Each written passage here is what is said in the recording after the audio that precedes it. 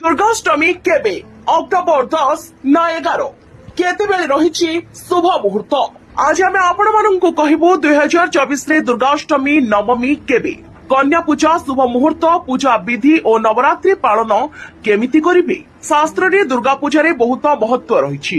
ଆଶ୍ୱିନ ମାସ ଶୁକ୍ଳପକ୍ଷ ପ୍ରତିପଦା ତିଥିରେ ଦୁର୍ଗା ପୂଜା ଆରମ୍ଭ ହୁଏ। ଏହି ବର୍ଷ ଶାରଦୀୟ ଦୁର୍ଗା ପୂଜା 3 ଅକ୍ଟୋବର ଠାରୁ ଆରମ୍ଭ ହେଉଛି। ନବରାତ୍ରି ପୁରା 9 ଦିନ ପର୍ଯ୍ୟନ୍ତ ହେବ। ନବରାତ୍ରିର ଅଷ୍ଟମୀ ଏବଂ ନବମୀ ବହୁତ ଖାସ୍ ମନାଯାଏ। ଅଷ୍ଟମୀ ଏବଂ ନବମୀ ଦିନ ସବୁ ଘରେ କନ୍ୟା ପୂଜା, ଦୁର୍ଗା ମାଙ୍କ ପୂଜା ହୁଏ। ଚାଲନ୍ତୁ ଜାଣିବା ଏହି ବର୍ଷ ଦୁର୍ଗାଷ୍ଟମୀ ଓ ନବମୀ କେବେ? ଶୁଭ ମୁହୂର୍ତ୍ତ କେତେବେଳେ? ଆମେ କେମିତି ପାଳିବା? 2024ରେ ଦୁର୍ଗାଷ୍ଟମୀ 11 ଅକ୍ଟୋବରକୁ ପାଳନ କରାଯିବ।